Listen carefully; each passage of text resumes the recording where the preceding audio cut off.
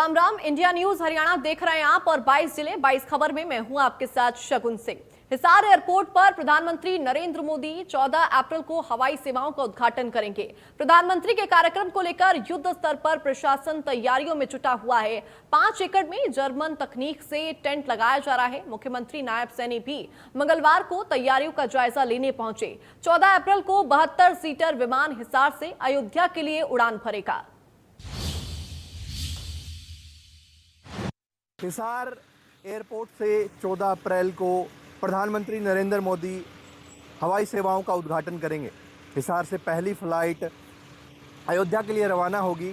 मेरे पीछे आप तस्वीरों में देख सकते हैं एयरपोर्ट पर जो है पूरी तैयारी की जा रही है। ये जो है डिपार्चर पॉइंट है, यहाँ से जो है जो पैसेंजर है वो एंटर करेंगे और पूरी तैयारी जो है यहाँ पर लगातार की जा रही है। युद्ध स्तर पर काम चल रहा है। खुद मुख्यमंत्री नायब सैनी भी निरीक्षण के लिए पहुंचे थे। प्रधानमंत्री के कार्यक्रम को लेकर मुख्यमंत्री ने जायजा लिया किस तरीके से तैयारियां की जा रही है। दूसरी मेरे पीछे की ओर आप देख सकते हैं जिस तरीके से ये टेंट लगाया जा रहा है, वाटरप्रूफ टेंट लगाया जा रहा है। जर्मन तकनीक से ये टेंट लगाया जा रहा है ताकि अगर मौसम ख़राब होता है तो किसी भी तरह की दिक्कत ना आए। पूरे 5 एकड़ में जो है ये टेंट लगाया जा रहा है। हिसार के लोगों का अब हवाई सपना साकार होने जा रहा है। 14 अप्रैल को प्रधानमंत्री नरेंद्र मोदी यहाँ से जो है फ्लाइट सेवाओं का उद्घाटन करेंगे और अयोध्या के साथ साथ जो है अन्य राज्यों के लिए भी हिसार के लोगों के लिए फ्लाइट सेवाएं शुरू होगी। Kuldeep Singh, India news, Hisar.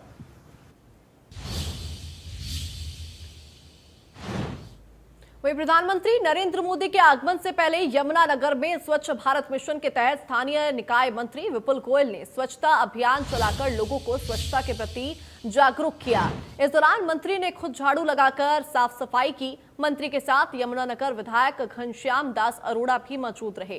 विपुल गोयल ने कहा कि प्रधानमंत्री नरेंद्र मोदी का 14 अप्रैल को यमुनानगर में आगमन है। प्रधानमंत्री नरेंद्र मोदी के कार्यक्रम से पहले स्वच्छता पखवाड़ा कार्यक्रम चलाया जा रहा है। मंत्री विपुल गोयल का कहना है कि स्वच्छता एक दिन का कार्यक्रम नहीं, सभी को मिलजुल कर स्वच्छता अभियान में अपना सहयोग देना चाहिए। मंत्री विपुल गोयल ने नगर निगम में प्रॉपर्टी आईडी को लेकर आ रही शिकायतों पर कहा कि पिछले 4 महीने से 1 लाख प्रॉपर्टी ऑडियो को ठीक करने का काम किया गया है।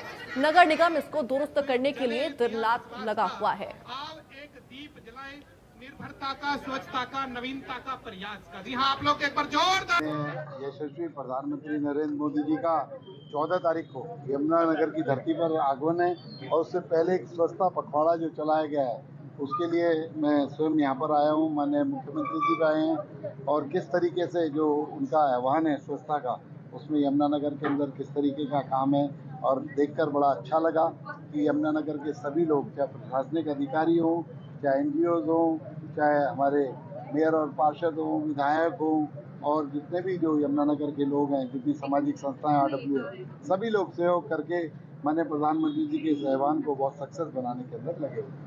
नहीं, वो कोई ऐसी असुरक्षा की स्थिति वहाँ पर नहीं है।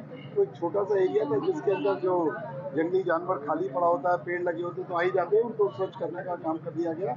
बिल्कुल भी किसी तरीके का सिक्योरिटी का लैकिंग नहीं है और माननीय प्रधानमंत्री जी भी स्वयं वहाँ पर लैंड करेंगे और उसी दिन वहाँ से जो अयोध्या के लिए हमारी फ्लाइट चलेगी महाराजा अग्रसेन एयरपोर्ट हिसार, उसे वहाँ से शुरुआत करेंगे। देखिए, आईडी की जो प्रॉब्लम है, लगभग पिछले 4 महीने के अंदर हमने 1 लाख से ज़्यादा जो लोगों की समस्या थी उनको दूर करने का काम किया और रेगुलर निरंतर इसमें इजाफा हो रहा है। और आपने देखा होगा जो समस्या पहले थी, कोई भी सिस्टम को जब चेंज किया जाता है तो उसमें थोड़ी बहुत परेशानी आती है, लेकिन एक बहुत अच्छा सिस्टम है जो हमारे प्रदेश के रेवेन्यू रिकॉर्ड को बहुत अग्रणी बनाने का काम करेगा। इसलिए आप चिंता ना करें, सब सरकार की मॉनिटरिंग है। मैं स्वयं माननीय मुख्यमंत्री जी उस पर ध्यान दे रहे हैं और जो कमियां हैं उन्हें जल्द दूर करें।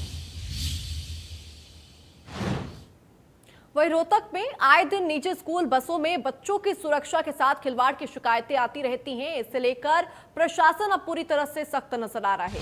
इन स्कूल बसों की जांच करने के लिए रोहतक जिले में सब डिवीजन के SDM उत्सव आनंद स्वयं टीम लेकर निकल पड़े और स्कूलों में जाकर बसों की जांच शुरू कर दी। उन्होंने साफ चेतावनी दी कि बच्चों की सुरक्षा के साथ खिलवाड़ किसी कीमत पर बर्दाश्त नहीं होगा।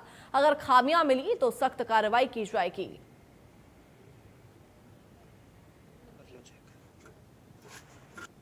हरियाणा सरकार की 2024 में जो सुरक्षित स्कूल वाहन पॉलिसी निकाली गई है, उसके तहत सभी प्राइवेट स्कूल्स को कंप्लाई करने हैं जो भी उस पॉलिसी के तहत जो भी पैरामीटर्स दिए गए।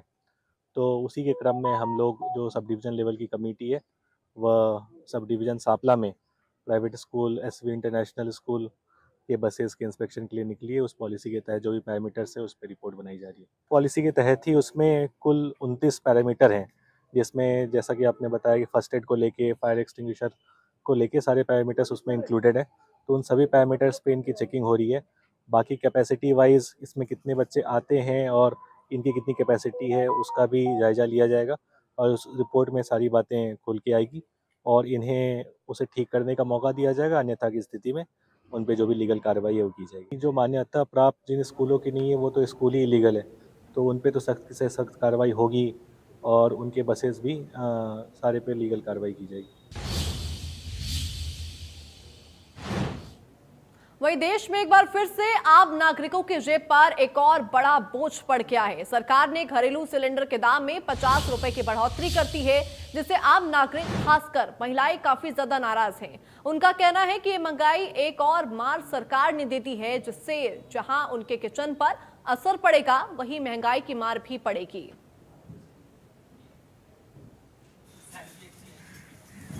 सिलेंडर इतना महंगा नहीं होना चाहिए।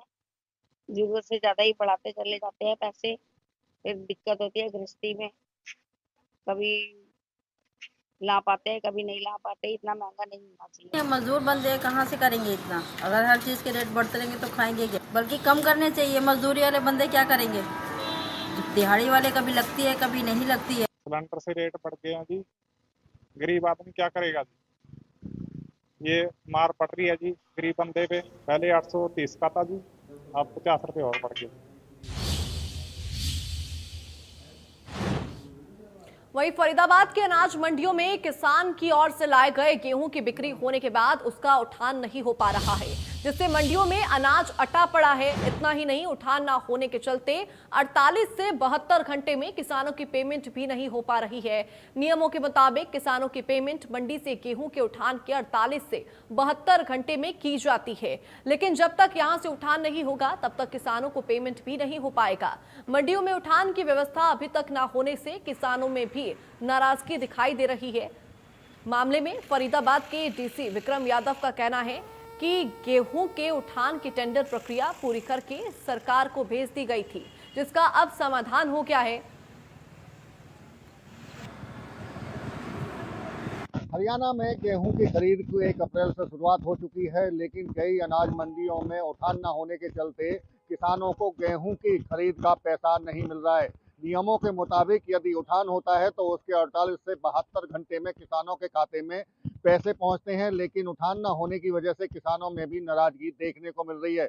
लेकिन दूसरी तरफ फरीदाबाद के डीसी विक्रम यादव का कहना है कि टेंडर प्रक्रिया पूरी हो चुकी है और जल्द किसानों के गेहूं की फसल का उठान शुरू हो जाएगा और उसके बाद में किसानों को पैसे ट्रांसफर करने में भी कोई परेशानी नहीं आएगी। उनका कहना था कि केस बनाकर चंडीगढ़ भेज दिया गया था, अब उसे मंजूरी मिल चुकी है और जिले की सभी मंडियों से उठान शुरू हो जाएगा। फरीदाबाद से देवेंद्र कौशिक, इंडिया न्यूज। वहीं महेंद्रगढ़ जिले की 6 मंडियों में अब तक 2 लाख क्विंटल सरसों की खरीद की जा चुकी है। समर्थन मूल्य पर सरसों की सरकारी खरीद 15 मार्च से शुरू हो गई थी। एक किसान की 40 क्विंटल सरसों खरीदी जा रही है। मंडियों में किसानों के लिए उचित बैठने की व्यवस्था है। हेल्प डेस्क जैसी सुविधाएं किसानों के लिए की गई है। मार्केट में प्रबंधों को लेकर किसान काफी खुश दिखाई दे रहा है। महेंद्रगढ़ में सरसों की खरीद यहां पर जारी है। अब तक 2 लाख क्विंटल सरसों की खरीद हो चुकी है और इसके साथ ही तमाम व्यवस्थाएं वहां पर पूर्ण है। पीने के पानी, किसानों के बैठने की व्यवस्थाएं परिपूर्ण वहां पर नजर आ रही हैं, जिसकी वजह से किसान काफी ज्यादा खुश है और लगातार महेंद्रगढ़ में सरसों की खरीद जारी है। अब तक 2 लाख क्विंटल सरसों खरीदी जा चुकी है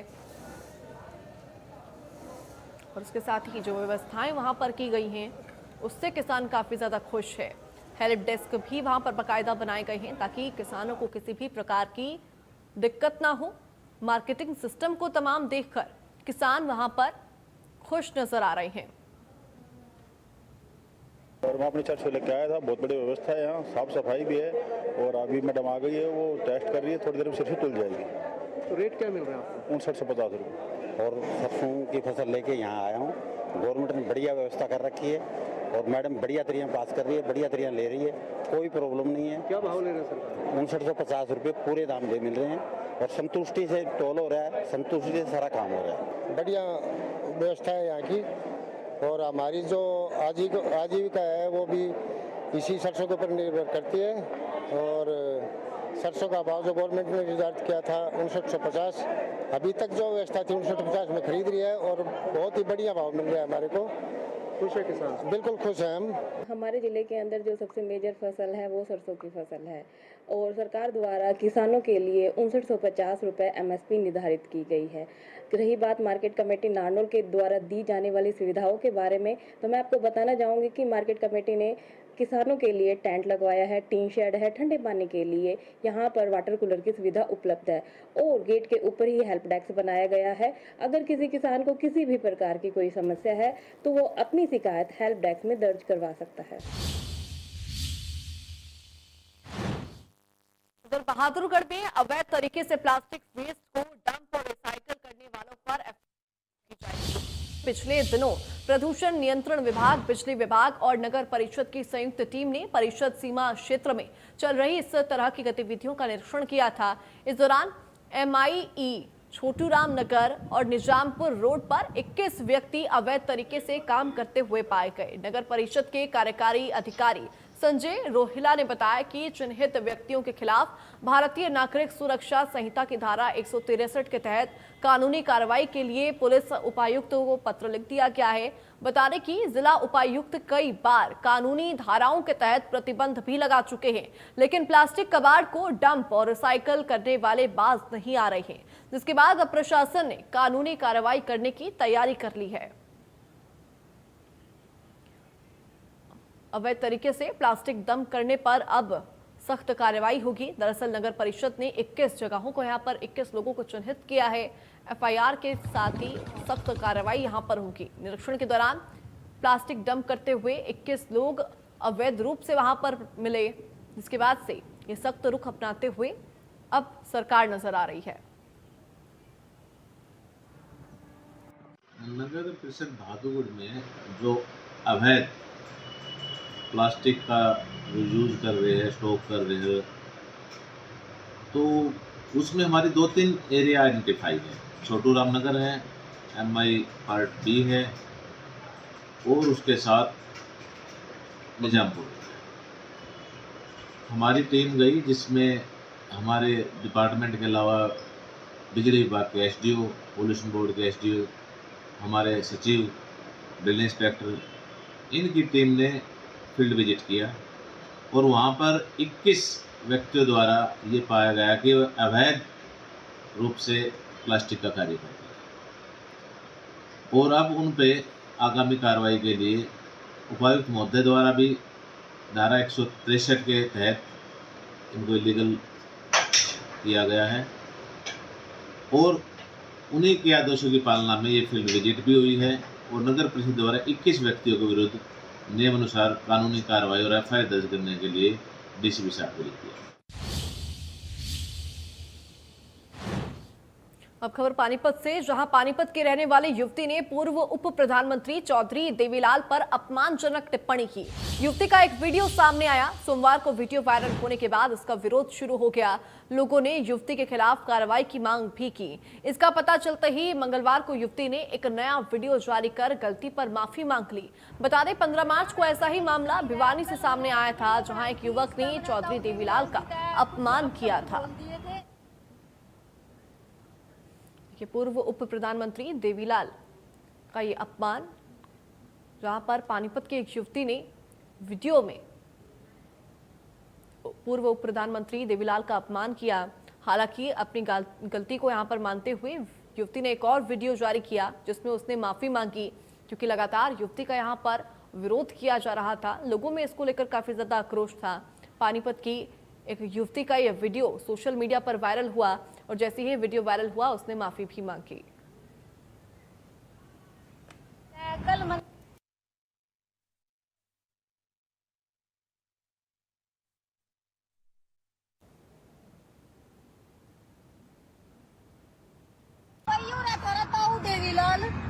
जो भी है इसने सारे हरियाणा का नाश कर रखा, सारे डिस्ट्रिक्ट में यो बनवा का पार्क और पड़े रहे सारे।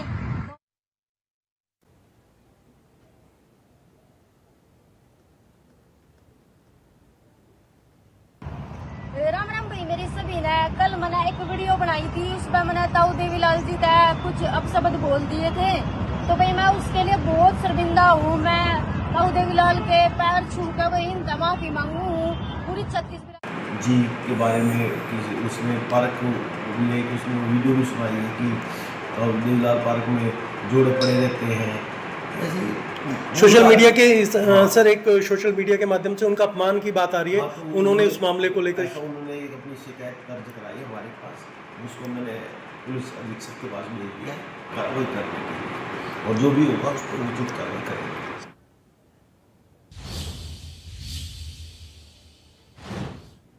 वहीं फतेहाबाद थाना सदर पुलिस ने गांव थेड़ी में खेत से सोलर पैनल का स्टार्टर चुराने करने के मामले में कार्रवाई करते हुए पंजाब के 2 युवकों को गिरफ्तार किया है। पकड़े गए युवकों की पहचान विक्रम पुत्र कृष्ण कुमार निवासी खैरा कला, जिला मानसा सुरेंद्र कुमार पुत्र रोशन लाल निवासी खैरा खुर्द के रूप में हुई है। पुलिस ने इनके पास से एक स्टार्टर और एक मोटरसाइकिल को भी बरामद किया है।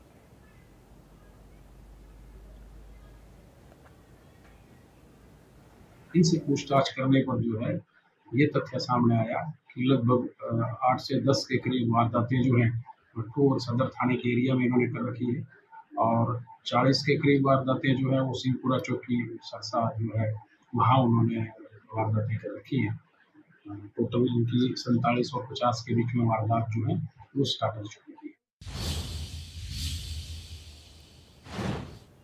वहीं पंचकुला पुलिस ने 2 साइबर ठगों को गिरफ्तार किया। दोनों आरोपियों के पास को अहमदाबाद से गिरफ्तार किया गया। आरोपियों की ओर से टेलीग्राम में टास्क पूरा करने के नाम पर रोहित मित्रा नामक शख्स को निशाना बनाया था। टेलीग्राम में टास्क पूरा कराने के नाम पर 14,15,376 रुपए की ठगी करने वाले 2 आरोपी को साइबर पुलिस ने अहमदाबाद से गिरफ्तार किया। पकड़े गए दोनों आरोपी की पहचान समद शेख और आफ्ताब इम्तियाज निवासी अहमदाबाद के रूप में हुई है। साइबर थाना प्रभारी मुनीश कुमार ने बताया कि दोनों आरोपी को रिमांड के दौरान पैसों की रिकवरी और गिरोह के बारे में पूछताछ की जाएगी। पुलिस ने 2 साइबर ठगों को अहमदाबाद से गिरफ्तार किया है। टास्क पूरा करने के बहाने टेलीग्राम पर पीड़ित के साथ यहां पर दोस्ती की और उसके बाद उससे लाखों रुपए ठग लिए। हालांकि साइबर ठगों से अब पूछताछ यहां पर गहनता के साथ की जाएगी। पूरे गिरोह के बारे में पुलिस पूछताछ कर रही है। लगभग 14 लाख से ज्यादा की ठगी इन दोनों साइबर ठगों ने की थी। टेलीग्राम में टास्क पूरा कराने के नाम पर पहले दोस्ती की और दोस्ती के बाद ठगी की वारदात को अंजाम दिया। अहमदाबाद से दोनों ही आरोपियों की गिरफ्तारी हुई है। दोनों आरोपी साथ में मिले हुए थे। टास्क पूरा कराने के बहाने टेलीग्राम पर पहले पीड़ित के साथ दोस्ती की और उसके बाद उससे पैसे ऐंठे। ये चंडी मंदिर के रहने वाले शिकायतकर्ता हैं श्री रोहित मिश्रा।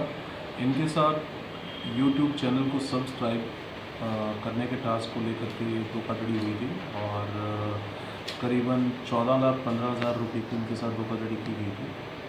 इस मामले में हमने ट्रैक करते हुए एक जो अभियुक्त है उसको पहले गिरफ्तार किया था और इसी कड़ी में हमने 2 अभियुक्तों को आज गिरफ्तार किया गया है।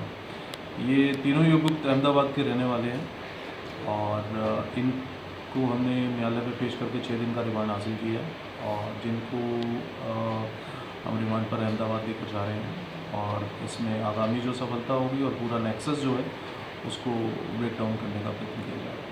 हो सकता है कि ये एक बड़ा नेक्सस हो, अभी अनुसंधान जारी है और हम पूरी कड़ी को तोड़ने का प्रयत्न करेंगे। इसी चरण में हमने इनका 6 दिन का रिमांड हासिल किया है और हमें उम्मीद है कि हम इनका पूरा नेटवर्क ब्रेक करें। अब खबर सोनीपत से है, जहां एक्सप्रेस सिटी में सीवर लाइन साफ करने उतरे 2 मजदूरों की मौत हो गई। हादसे की सूचना मिलने के बाद सेक्टर 27 थाना पुलिस ने मौके पर पहुंचकर जांच शुरू कर दी। मृतकों में एक युवक अभिषेक जो कि छत्तीसगढ़ का रहने वाला था और पिंटू की सोनीपत के रूप में पहचान हुई है। बताया जा रहा है कि दोनों मजदूर बिना सुरक्षा यंत्रों के सिविल लाइन को साफ करने उतरे थे। फिलहाल दोनों के शव को पोस्टमार्टम के लिए सिविल हॉस्पिटल लाया गया। इस घटना के बाद परिजनों का रो रो कर बुरा हाल हो रहा है। फिलहाल पुलिस इस जांच में जुटी है। आखिर इस हादसे के पीछे के कारण क्या है? अभी हमारे पास से सूचना मिली थी कि 2 जो यहाँ पे काम करने वाले लेबर थे उनकी डेथ हो चुकी है, जो सीवर में काम कर रहे थे। अभी मौके पे आए हुए हैं, मौके पूछताछ कर रहे हैं। जो भी चीज़ें होंगी वो कार्रवाई की जाएगी। साहब ऐसा है, एक सीवर में पहले कोई उतरा, पिंटू उतरा। पिंटू उतरने के बाद वो नीचे ऊपर नहीं चढ़ पाया, तो दूसरा उसे चढ़ाने के लिए कोशिश की तो वो भी चला गया। कौन था दूसरा? दूसरा वो अभिषेक। फिर इसके बाद मनदीप सर ने उसको पकड़ने को सोचा तो उनको भी थोड़ा वो हुआ। अच्छा, बेहोशी हालत हो गई जैसे। तो सर सुबह मैंने कुछ देर पहले फोन किया, आपको पकड़ साफ करने के लिए बोला था वहाँ पे। अब उसमें मैं जब वहाँ से भागी आई तो वो अंदर बेहोश गिरे पड़े थे। कौन थे? मेरे हस्बैंड। क्या नाम था? अभिषेक। कौन और भी कोई साथ था उस पे? हाँ, कौन एक था? लड़का और था, पिंटू।